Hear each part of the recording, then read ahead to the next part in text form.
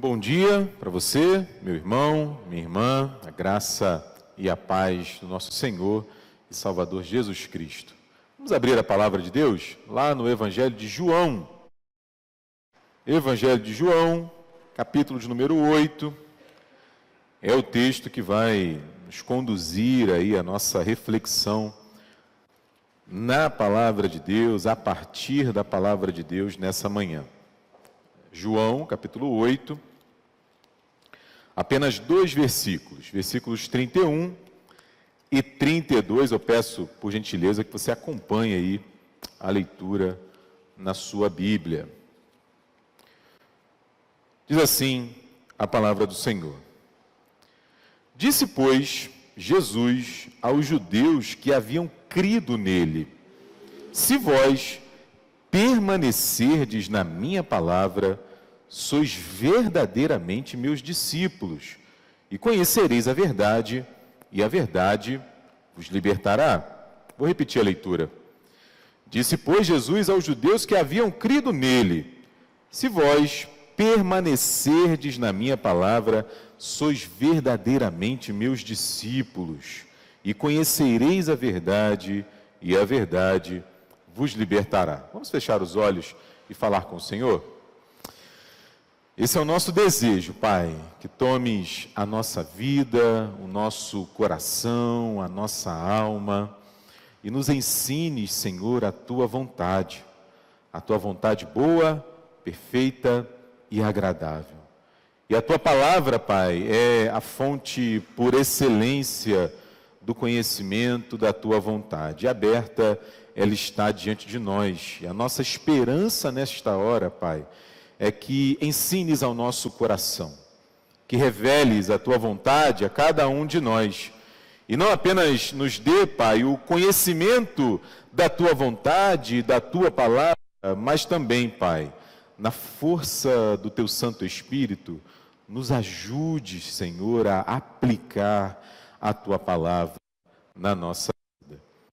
Nossa oração, agradecidos, no nome do Teu Filho Jesus Cristo. Amém, Senhor. No domingo passado, à noite, conversei com os irmãos aqui, durante a pregação da palavra do Senhor, sobre uma pergunta que vinha me incomodando na semana anterior, não é? O tempo ali de virada de ano, em que nós vamos fazendo as nossas listas, os nossos objetivos para o ano que começa, e eu perguntei para o meu coração, não é? Perguntei para o meu coração e para a minha vida: o que eu realmente preciso nesse ano que vai começar? Será que eu preciso de muita coisa? O que eu, de fato, preciso para esse ano que vai começar?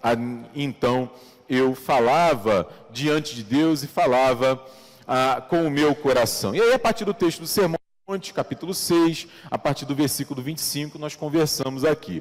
E aí, o meu objetivo nessa manhã é meio que continuar essa conversa, viu, Eduarda? Continuar pensando sobre aquilo que eu preciso e, claro, por que não, a partir da palavra de Deus, compartilhar essa necessidade com você também. Porque, sem dúvidas, meu irmão e minha irmã, se existe algo que eu e você precisamos nesse novo ano que agora já começou, é aprofundarmos a nossa vida com Deus. É aprofundarmos o nosso conhecimento da palavra de Deus, é aprofundarmos o nosso discipulado, a nossa caminhada com Jesus Cristo. E é claro, alguém pode perguntar, eu me fiz essa pergunta: o que eu posso fazer para caminhar melhor, mais profundamente como um discípulo de Jesus? E essa é a pergunta que transforma a nossa vida. Essa é a pergunta que, quando a gente se dispõe honesta e decididamente a fazer e responder à luz da palavra de Deus, transforma a nossa caminhada, E aí, em primeiro lugar, já adiantando aí para não fazer nenhum tipo de segredo, sem a graça de Deus, a gente não dá nem o primeiro passo. Sem a ação do Espírito Santo na nossa vida, a palavra de Deus diz que é o Espírito Santo quem nos convence do pecado, da justiça e do juízo. Então, sem a ação do Espírito na nossa mente, no nosso coração, a gente não dá nem o primeiro passo, a gente nem começa. E aí, a partir do texto bíblico, a partir da palavra de Deus, a gente tem vários mapas, vários caminhos, várias trilhas que nos indicam esse caminho do discipulado, essa estrada para a gente caminhar com Jesus. E o texto diante de nós, nessa manhã, é um longo texto, como a gente vai ver daqui a pouco, não tem nem condição de trabalhar todo ele aqui. Ele é um desses mapas, é uma dessas trilhas para a gente trilhar, para a gente caminhar essa estrada do discipulado, da caminhada com Jesus. Eu me lembrei de um livro que a gente estudou aqui na Escola Bíblica Dominical, se eu não me engano, no início do ano passado, cujo autor já falecido, foi um pastor presbiteriano, o reverendo Eugene Peterson, que é um livro sobre discipulado, Dona Célia Paradella. E o nome desse livro é Uma Longa Obediência na Mesma Direção. Ele pega ali os salmos de romagem, do saltério, que é exatamente são textos e versículos bíblicos que falam sobre a caminhada do povo de Deus em direção, em romaria, a Jerusalém, na época do exílio, época de muito sofrimento para o povo. E aí o Eugene Peterson pega esses salmos e fala sobre a nossa vida com Deus, né? E por que é uma longa obediência na mesma direção? Porque não tem chegada. Não chega uma hora que a gente fala assim, pô, tô legal, né? Já cheguei onde eu queria.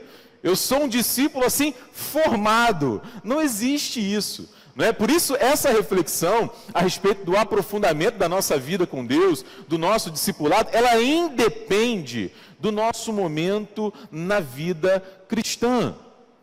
Pode ser que você esteja conosco pela primeira vez, abrindo a Bíblia num ambiente religioso, cristão, protestante, presbiteriano pela primeira vez. Pode ser que você tenha uma caminhada um pouco mais curta, mas já tem uma caminhada 6 meses, 1 ano. Pode ser que você tenha 40 anos, 50 anos, 60 anos de vida cristã. Sempre é tempo de aprofundar o nosso discipulado. Isso é algo que eu preciso para esse ano que começa, e certamente você precisa também. Então, como a gente sempre faz, a gente vai deixar a Bíblia aberta aí no capítulo 8, não apenas no capítulo 8, mas eu peço que, se você tiver com um exemplar de papel, né, volta aí uma página, porque a gente vai entender um pouco o texto, o que está acontecendo e algumas lições que Cristo nos dá aqui sobre o discipulado. Primeiro, a gente está onde? Se você voltar no capítulo 7, aí no versículo 2 do capítulo 7, no versículo 10, no versículo 14, o contexto, o período histórico é uma das grandes festas em Israel naquele momento da história. Era a festa dos tabernáculos. As outras 2 festas maiores, vamos dizer assim, você vai se lembrar bem. Uma delas é a festa de Pentecostes, que está ali em Atos, no capítulo 2. E a outra festa, é a festa que inclusive culmina com a crucificação de Jesus, é a festa da Páscoa. Então essas 3 festas eram muito grandes em Jerusalém, naquele momento da história. E por que é importante a gente falar isso? Porque naquele período, festa, a cidade de Jerusalém multiplicava a quantidade de pessoas. Ficava muito cheio, muita gente, porque tinham israelitas que viviam em outros lugares e peregrinavam até Jerusalém para celebrar aquela festa no templo, né? Inclusive tinha até ali uma comoção militar, porque sempre havia a chance, né, de haver ali uma revolta, alguma insurreição. E aí Jesus, como sempre fez ao longo do seu ministério, ele aproveita cada oportunidade para anunciar as boas novas. Ele aproveita cada momento para pregar a palavra de Deus, para anunciar. Era essa a sua missão. E claro, não é? Claro, ele começa a arrebanhar seguidores. As pessoas começam a ouvir e ficar encantadas com aquilo que ele estava dizendo. Peraí, né? Isso é diferente. Dessa maneira a gente não ouviu ainda. Inclusive a gente vai ver isso aqui, né? E aí isso causa ciúmes, em parte dos religiosos instituídos ali, os fariseus, os saduceus, aquele grupo ali religioso que meio que dominava a cena ali em Israel, a ponto de, se você está com a Bíblia aberta aí no capítulo 7, você vai ver nos versículos 30 e 32, o pessoal mandando que Jesus fosse preso. Esse homem está pensando que é quem? Para poder causar esse alvoroço, essa dificuldade, para falar o que ele está falando. Prendam esse homem! Prendam esse homem. E aí, os guardas vão ali em direção a Jesus para prender. Ele não se intimida, pelo contrário. Ele continua pregando. Ele fala, por exemplo, que se alguém tivesse sede, e não apenas a sede que a gente sente quando está precisando de água, mas sabe aquela sede do coração? Aquela sede da alma, aquela coisa que a gente está faltando alguma coisa e só Deus pode preencher. Ele diz que quem tem dessa sede pode vir até ele e beber da água que ele tem para dar. Quem bebe dessa água, diz Jesus, não apenas sacia a sua sede, mas se torna uma fonte de água viva, de modo que pode abençoar outras pessoas também. Não é? Isso continua ali aumentando a revolta contra Jesus. Aí veja o versículo 45 do capítulo 7, que uma coisa interessante acontece. Os guardas foram enviados para prender Jesus, não foi? Eles conseguiram prender Jesus? Não conseguiram. E aí quem mandou prender Jesus fica com raiva. Os fariseus, o que está acontecendo? Vocês não podem ir ali prender um galileu? Como é que é isso? O homem é um carpinteiro, uma pessoa simples. Eu mandei vocês irem lá e prenderem ele. Por que que ele não foi preso? A resposta dos guardas é fantástica. Os guardas dizem o seguinte: ninguém nunca falou como ele fala. Ninguém nunca falou como ele fala. A gente não pode prender ele, a gente não conseguiu prendê-lo. E aí a gente chega no capítulo 8. No capítulo 8, não dá nem para dizer que o caldo entornou de vez, porque ele vai entornar de vez quando Jesus vai para a cruz. Mas o caldo continua a entornar, porque eles estão sempre tentando provar Jesus. E aí trazem aquela mulher, não é, que foi flagrada em adultério. E aqui abre-se um pequeno parênteses, né, que a gente sempre comenta isso. Porque a mulher ela não foi flagrada em adultério. E aí ela estava praticando o adultério sozinha. Porque você vê aí relato do homem acompanhando ela para ser apedrejado. Está escrito aí que o homem estava? Então fecha o parênteses, fecha o parênteses. E o pessoal quer que façam o que com a mulher? Apedrejem ela. Jesus, é verdade, a lei diz isso. Então vamos fazer o seguinte, quem não tem pecado, quantas pedradas aquela mulher levou? Nenhuma. O pessoal foi saindo e a ira daqueles homens aumentando. A ira daqueles homens aumentando. Chega no versículo 12, ele fala que é a luz do mundo. Ele é a luz do mundo. Não é? Quem o segue não andará em trevas. O que mais uma vez diz aí a continuação do texto, né? Os fariseus objetam ele, não é? Contestam ele, rebatem o que ele está falando. Esse cara não pode dizer o que ele está dizendo. Muito bem, chega o versículo 21. E aí do versículo 21 até o versículo 59, a gente tem uma longuíssima discussão de Jesus com aqueles homens que estavam, deve dizer aí o título da perícope na sua Bíblia, questionando a missão e a autoridade de Jesus. E a briga termina de um jeito assim, duro, porque olha o versículo 59, Jesus sai porque o pessoal pega em pedra para fazer o quê? Apedrejar ele, né? Já não era mais a mulher adúltera, estavam querendo apedrejar o próprio Jesus. Se a gente pode sintetizar o que está acontecendo aqui, meus irmãos, é o seguinte: João está retratando esse momento aqui do ministério de Jesus para mostrar um contraste, uma contradição entre homens que conheciam a lei de Deus, conheciam a vontade de Deus, conheciam a palavra de Deus, mas não a cumpriam.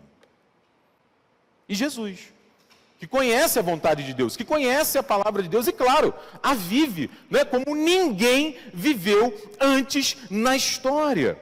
Né? Em outras palavras, aqueles homens que estavam ali discutindo com Jesus, eles não eram seguidores de Deus.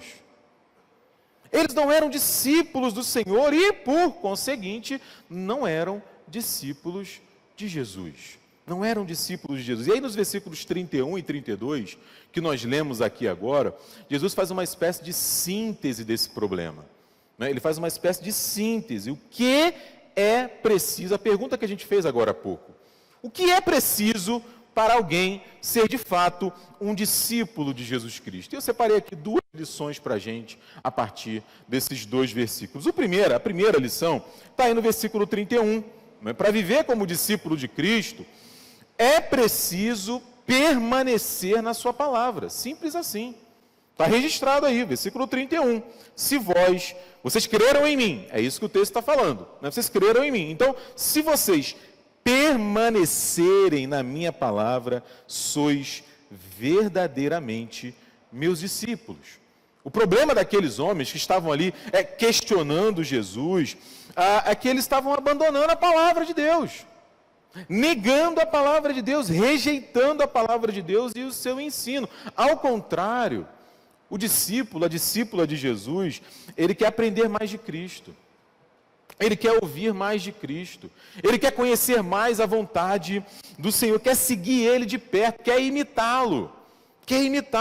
Há alguns anos atrás, um pastor batista ali de São Paulo, o pastor Ed Renekiewicz, ele lançou uma devocional, uma série de devocionais no YouTube, cujo título era Talmidim. Talmidim é a palavra hebraica, no plural, para Talmide. Talmidim é discípulos, no plural. Talmide, no singular, discípulo. Discípulo de quem? Dos rabinos, era essa a ideia. E ele contou uma frase, uma situação que eu quero compartilhar com você aqui agora. Os rabinos, eles diziam para os seus discípulos, para os seus talmidim, que eles deveriam terminar o dia coberto pela poeira dos seus pés. Qual é a imagem aqui? A imagem aqui é o seguinte, você sabe, Israel, Palestina, é uma região poeirenta, desértica. A ideia era a seguinte: o rabino caminhava na frente, os discípulos vinham atrás, ouvindo o que ele tinha para ensinar. E eles ficavam tão perto do rabino, que ao longo daquela caminhada, a poeira dos pés, que subia dos pés do rabino, ia ficando sobre os discípulos. O que essa imagem está querendo dizer para a gente, Essa imagem está querendo dizer para a gente hoje, é claro, é que para a gente permanecer na palavra de Cristo, a gente precisa estar perto de Cristo. A gente precisa estar perto da sua palavra. A gente precisa estar perto do conhecimento dele, que, como a gente falou agora há pouco, está fartamente disposto na sua palavra. De modo que a gente conheça mais a sua palavra, se envolva mais com a sua palavra. E o meu problema e o seu problema, muitas vezes hoje, o nosso problema, é muito semelhante ao problema dos fariseus no passado. A gente fica buscando algum modo, alguma maneira de desprezarmos a vontade e a palavra de Deus e abraçarmos a nossa vontade, a nossa palavra, a nossa opinião. Somos nós que dizemos, eu sou o dono do meu nariz. Somos nós que decidimos a trilha que vamos seguir muitas vezes. Aí o João, o mesmo João apóstolo, não no Evangelho, mas na sua carta, se você quiser acompanhar, abre lá na primeira carta de João, no capítulo 2, a partir do versículo 3, ele faz assim uma observação contundente a esse respeito. Uma afirmação forte. Ele diz o seguinte, 1 João capítulo 2, versículo 3. Ora, sabemos que o temos conhecido por isto. Ou seja, eu olho para a minha vida, não sou eu julgando a vida da Letícia. Eu olho para a minha vida e eu percebo na minha vida que eu tenho conhecido a Cristo se eu guardo os seus mandamentos. Se eu guardo os seus mandamentos. Aquele que diz, versículo 4, eu o conheço e não guarda os seus mandamentos, é mentiroso. É mentiroso. E nele não está a verdade. Aquele, entretanto, que guarda a sua palavra, nele verdadeiramente tem sido aperfeiçoado o amor de Deus. Aí ele vai repetir. Nisto conhecemos, nisto sabemos que estamos nele. Aquele que diz que permanece nele, esse deve andar também assim como ele andou. É a pergunta para o meu coração, em primeiro lugar, assim, como discípulo de Jesus, qual tem sido a minha relação com a palavra de Deus? como discípulo de Jesus, qual tem sido a minha relação com a busca por aprofundar esse conhecimento a respeito do Senhor Jesus, porque, meu irmão, minha irmã, isso é algo que eu preciso para esse ano que vai começar, ou, melhor dizendo, que já começou. Isso é algo que eu preciso, né? Mas não apenas isso. Vamos para a segunda lição aí no versículo 32.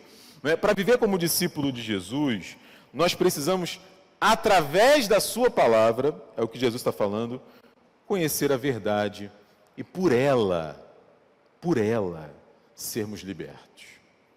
Jesus não poderia ser mais didático aqui, né? Não poderia ser mais didático, porque veja, os versículos 31 e 32, eles estão intimamente conectados. Intimamente conectados. Eu não posso conhecer a verdade, né? Eu não posso ser liberto pela verdade sem permanecer na palavra. Sem permanecer na palavra e sem ser um verdadeiro discípulo. Se eu não conheço a palavra, o que Jesus está falando, eu não sou liberto. Se eu não conheço a palavra, o que Jesus está dizendo, eu não conheço a verdade. Eu não conheço a verdade, porque é através do conhecimento da palavra de Deus que eu e você podemos distinguir a verdade da mentira, o erro do acerto.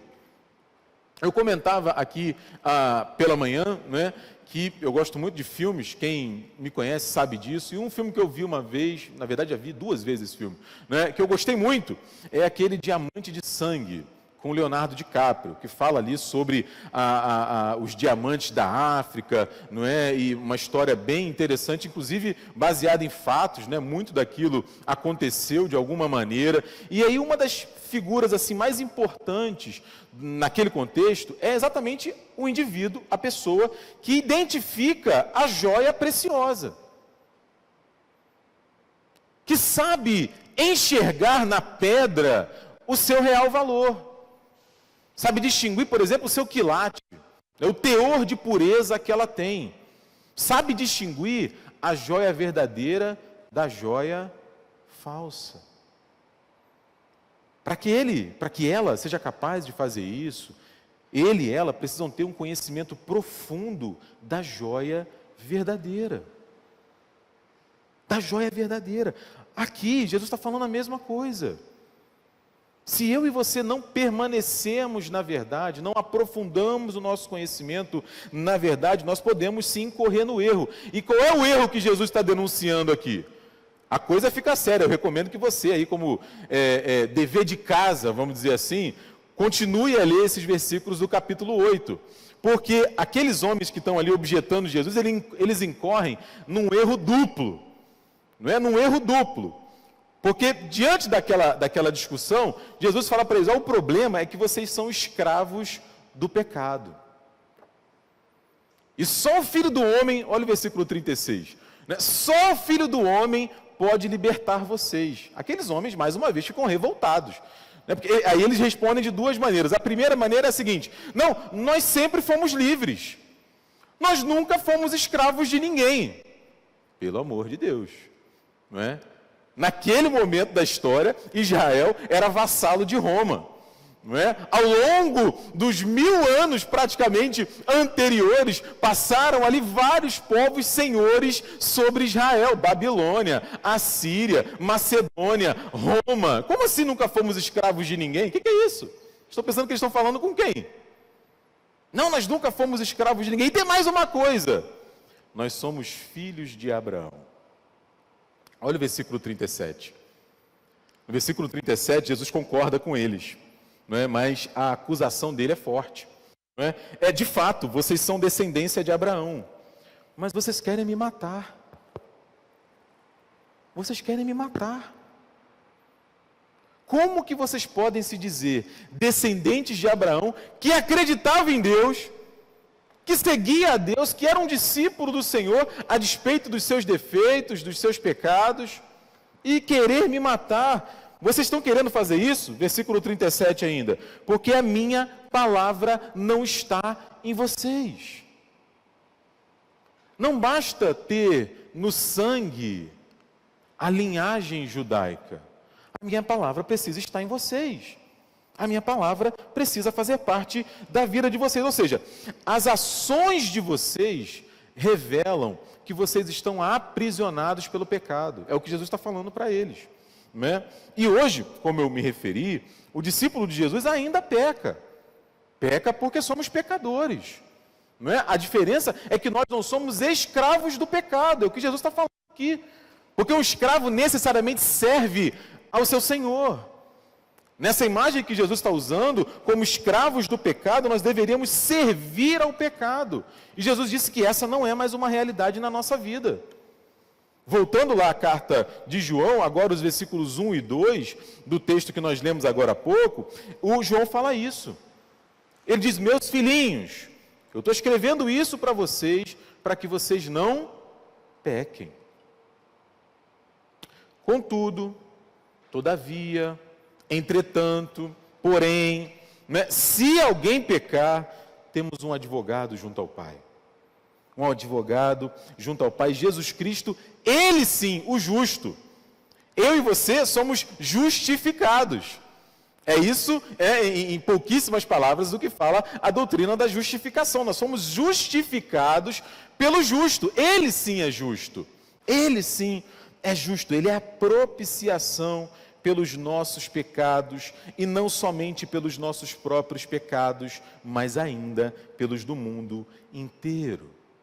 E aí eu pergunto para mim e pergunto para você também, como discípulos de Jesus, qual tem sido a nossa relação com essa verdade? Qual tem sido a nossa relação com essa verdade? Olhando para a nossa vida, para a nossa própria caminhada, como a gente tem percebido a libertação de Cristo na nossa vida, na nossa própria vida. Será que a gente vive consciente que temos um advogado junto ao Pai? Que se eventualmente a gente peca, Ele nos perdoa?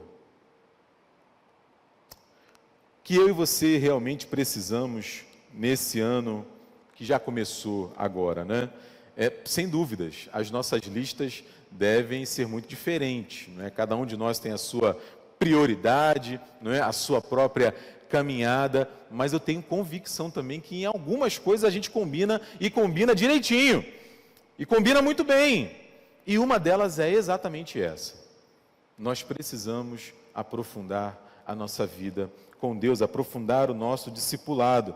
E no texto diante de nós, nessa manhã, nessas pouquíssimas palavras de Jesus, ele mostra para a gente esses dois caminhos, né? O primeiro é que para ser um discípulo de Jesus, eu preciso permanecer na sua palavra, eu preciso conhecer a sua palavra, eu preciso ter intimidade com a sua palavra, ela precisa fazer parte da minha vida, eu preciso tomar as minhas decisões baseado na sua palavra, eu preciso encontrar esperança na sua palavra, porque através da sua palavra eu vou conhecendo a verdade e por ela sendo liberto.